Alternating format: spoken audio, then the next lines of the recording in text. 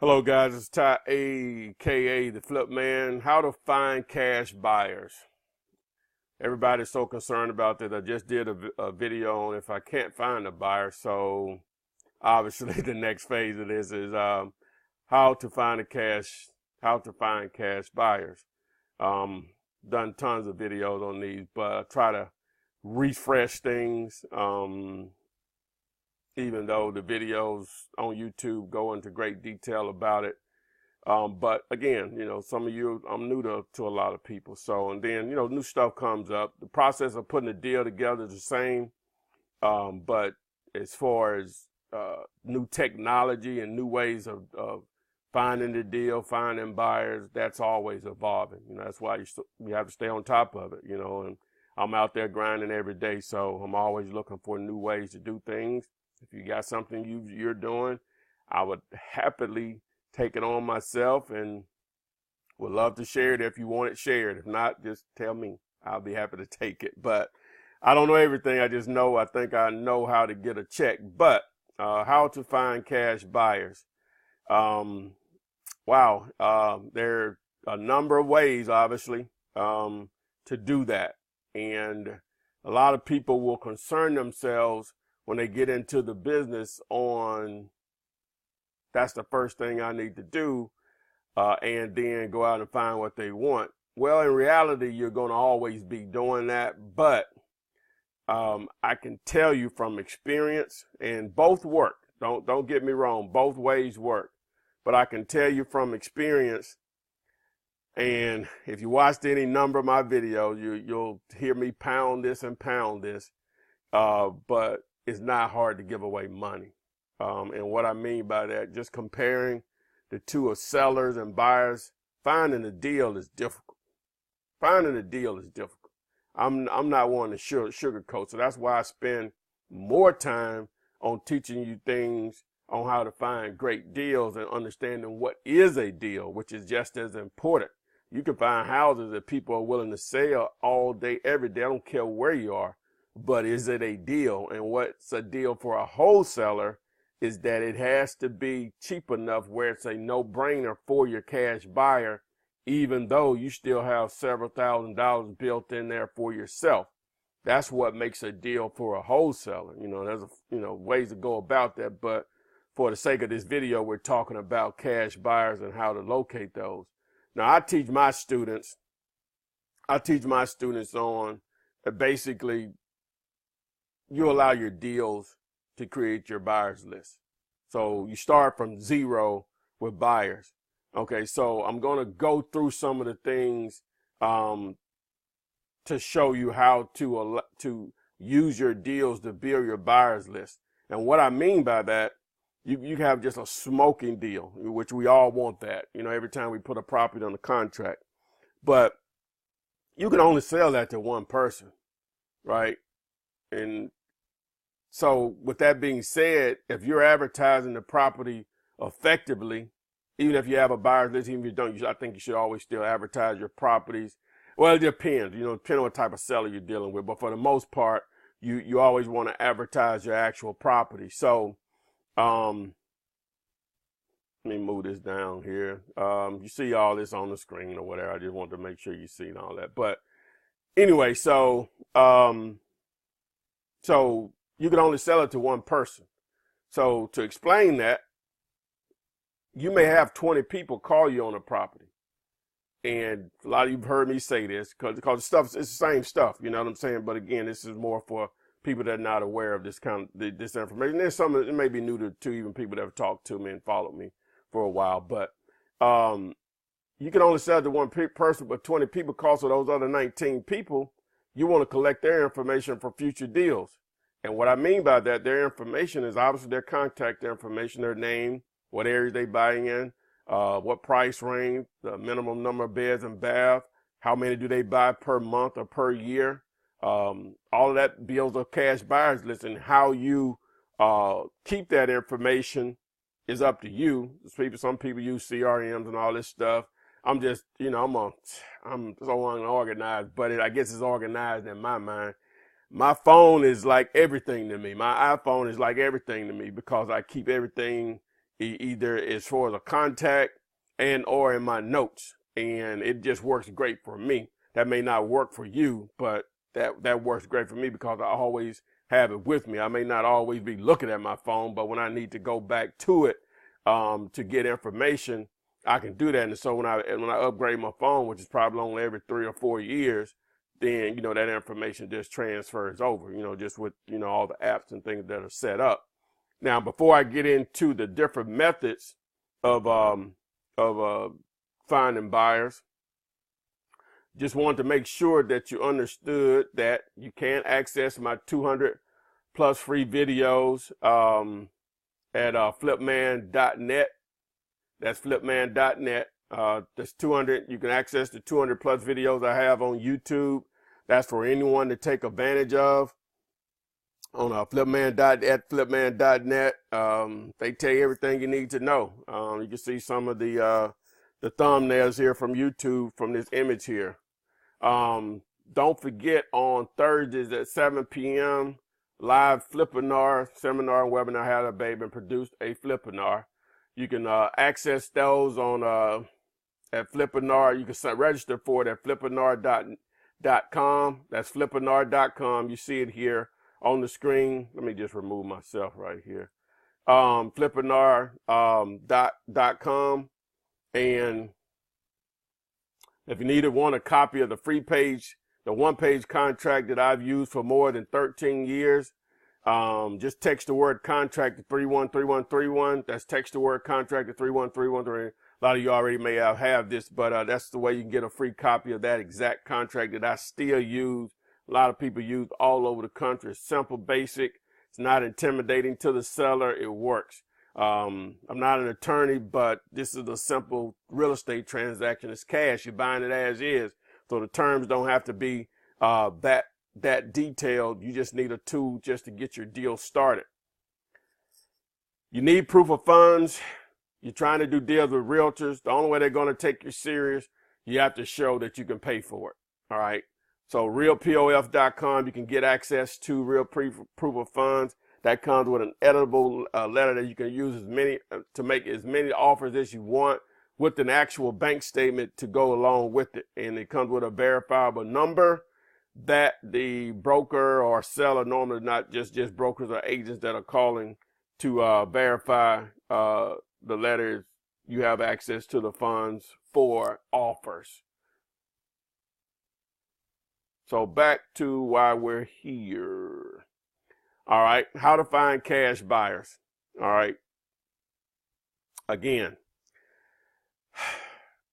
I teach some people say, build your buyers list and they go look at it. Let me tell you why I go against that. You know what I'm saying? Now, again, both work. But the reason that, let me pull myself back up here. The reason that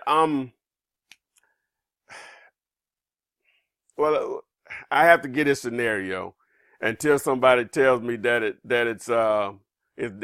doesn't make sense how I'll continue to use it. But this is not a trick question. You have a job. I have a job. All right. Your job is, we're going to be on 2 street corners. You're going to be across the street. I'm on the other side of the street. All right. Your job is, you have a empty sack and you have to ask enough people, whether they're driving by or walking down the street, to give you enough money to, you could be in New York City where there are thousands of people passing by on a daily basis, right? On the busy streets there that pedestrians just walk or whatever. And you got to ask enough people to fill your bag with $1,000. That's your job. All right. My job, I have a bag with $50K in it already, and my job is to give it away. Who has the easier job? Obviously, I have the easier job of giving away $50K because I can I can get that away to one person.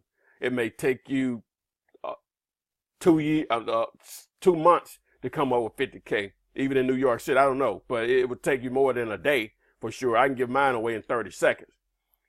My job is so good that I can even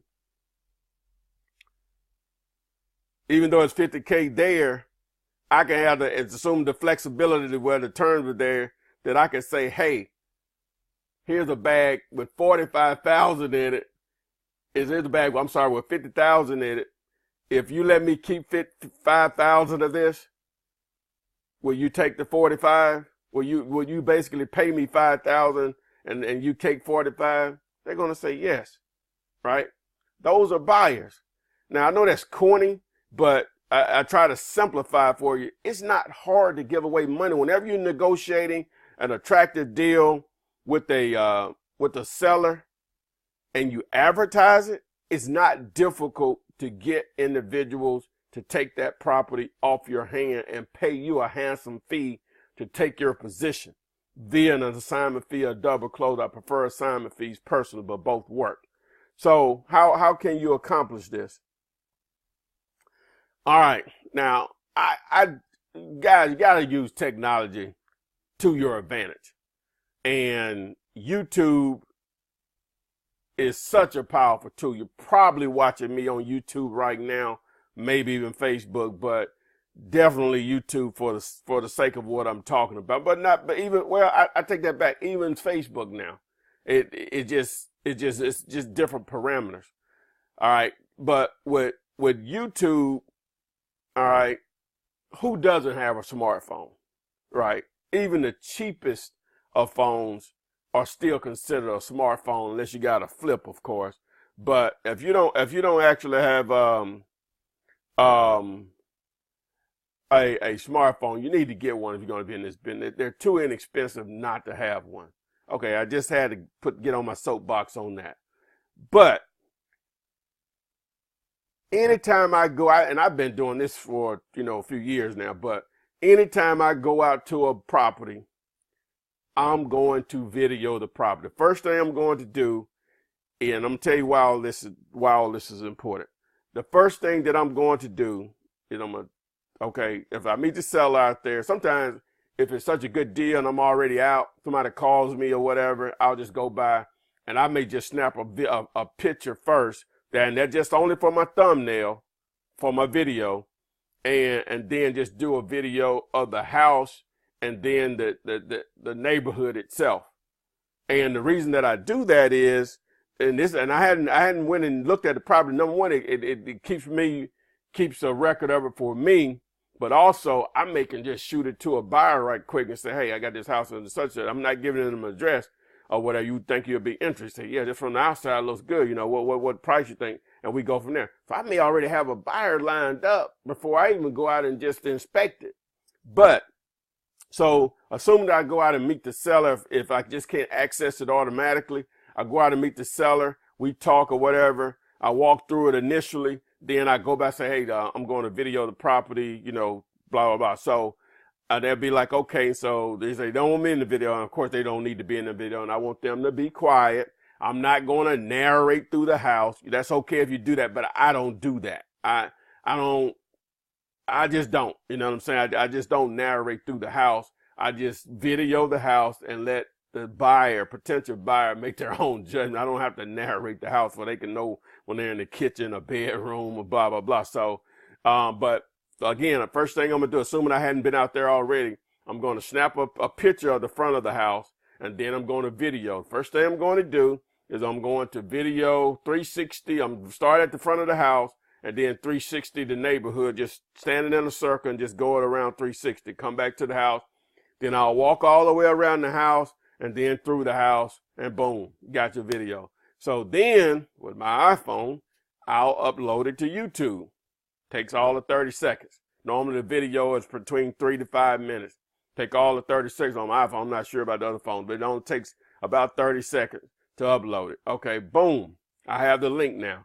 So what am I going to do with that link? Now, number one, again, I'm going to advertise it on my site that I use for buyers. But whenever I start to market the property, or if I got buyers that I already know that like that area and I did put it on the contract, boom, I'm sending that link to them just to me. Hey, man, I got a house in such and such area. Are you interested? And they'll be like, yeah, boom, here's the address. Here's a link to the property. They look at, hey, when can I see it? Normally, if they've gotten to that point and I've already shown them the video and they want to see it and they know the price that I'm asking, it's probably a done deal in most cases. In most cases, it's probably a done deal. That's using technology at its finest, guys. You got to start doing that. Screw pictures. Screw pictures. Why? When video is better. That's why we don't watch TV. Imagine if you had an option to watch TV with all the motion, the video, whatever happens with it, a movie or something, versus pictures. It's no comparison. So video is better than pictures. Don't take pictures. Take a video of the property. So it's that simple. So anyway, all right. So the next thing is Zillow. All right. So with Zillow, and I'm not gonna get all in there, but you have to figure that part out. Zillow's a little tricky there. You want to advertise there. It has become, in my opinion, just as effective, if not more so, than Craigslist, because people are just there searching. In my opinion. Now, you have more than Zillow. You have Trulia and ePraiser, Homes.com, Realtor.com, all those sites. But Zillow.com is, man, you can get a lot of buyers from there. It's just tricky, though, now, because Zillow can give you too much exposure. You have to be aware of the type of seller that you're dealing with also. And if they're still living there, don't put it on Zillow, because people just start showing up at that person's house. Don't put it on Zillow if they still live there or whatever, because that's how powerful it is. Now, Zillow does bring out an element of non-cash buyers. That's the downside of it. But it also can bring out an element of buyers that still want to live there, but they have cash and they tend to pay more than investors. You don't want to live off theirs, but you'll take those as they come. People that want to live there, even if they have cash, they'll normally want to pay a little more than an investor will, from my experience. All right. Obviously, Craigslist. Again, Craigslist, you have to be consistent with that. You pretty much, as a property, if it's a good deal, a couple of days of posting, it's gone or whatever. But sometimes it just takes a little while. So with Craigslist, you want to purchase early in the morning, around lunchtime, and then in the evening. So you have to understand the parameters of Craigslist and their restrictions. There are tons of videos out there on YouTube and their guidelines, and it's always changing. So understand that. Now, with social media, I'm really talking about Facebook and even Instagram. That's a work in progress. Really not wanting to get into too much of that, because in reality, a lot of people ain't doing it that way. So I'm sort of holding on to that. Still tweaking a little things because I haven't mastered it, but it has produced results.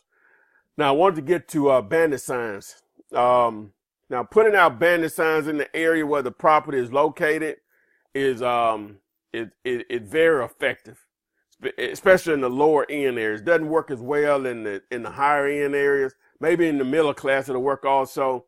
But whenever you're going to do bandit signs, it's important that you use the right markers. Now, these markers here, and they used to sell them in blue and red at Michael's craft store. If you're in a large market, most time they're going to have that particular store. And it's important. See how wide the stroke is on there? My handwriting is funky and not that good. But notice the size of the text here. And you can see people, and I guess I pay attention to stuff because I do it. And they'll have a yellow board with bright right, and they're using the thinnest marker tip that they could probably use, and they got "We Buy Houses" on, or cheap houses there. Man, you can't see that. You may have a few people, but you have to. This is just the details that you just have to pay attention to when you're trying to market. And then red and white is going to look better on anything versus the yellow. I know you want to try to be different. The human eyes, from my understanding, this comes from a sign lady, they're more attracted. They're attracted to the color red first and the color blue second. So